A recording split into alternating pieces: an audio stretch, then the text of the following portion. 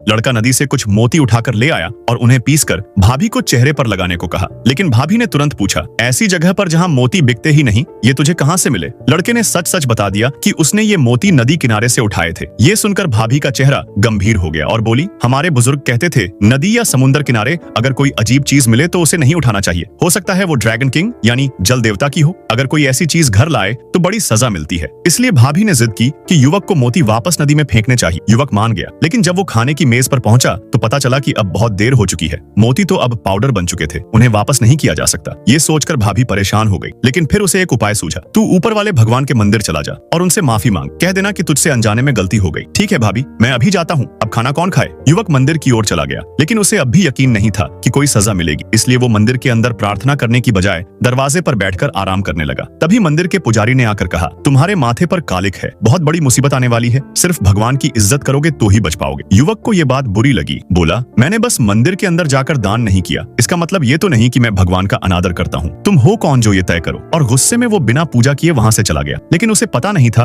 कि कोई छिपकर उसकी हर हरकत देख रहा था। अगले ही दिन सुबह युवक ने देखा कि उसके आंगन में बहुत सारी मरी हुई मछलियां, झींगे और एक बिल्ली उनके शव खा रही है। ये देखकर भाभी डर गई। उसे लगा कि युवक ने जो मोती उठाए थे उसी की वजह से जल देवता नाराज हो गए हैं और ये अशुभ संकेत है। युवक को भी पुजारी की बात याद आई और उसे शक हुआ कि शायद उसने सच में कोई बड़ी गलती कर दी है। लेकिन वो औरत जो उनके साथ रह रही थी सब बातों को नकारते हुए बोली, तुम दोनों को विज्ञान पर विश्वास करना चाहिए। ये सब मरे हुए जीव और बिल्ली की हरकतें तो सामान्य हैं। हो सकता है किसी ने जानबूझकर शरारत की हो ताकि तुम्हें लगे कि तुमने कोई पाप कर दिया है। बस इन मरे हुए जीवों को नदी में फेंक दो, सब ठीक हो जाएगा, मुझ पर भरोसा करो। युवक लड़की की बात मानते हुए मरी हुई मछलियां और झींगे लेकर उसके साथ नदी के किनारे गया। लेकिन वहां पहुंचते ही देखा कि किनारे पर ढेर सारे मरे हुए केकड़े भी पड़े हैं और एक जिंदा केकड़ा तो उसके जूते पर चढ़ आया। तभी उसकी नजर उसी मोटी हड्डी पर गई जो उसने पहले समुद्र से निकाली थी। वो हड्डी किसी जानवर की नहीं लग रही थी। युवक डर गया कि शायद सच में उसने जल देवता को नाराज कर दिया है और अब उनके सैनिक उसे सजा देने आ गए हैं। जल्दी से उसने उन सब मरे हुए जीवों को जमीन में गाड़ दिया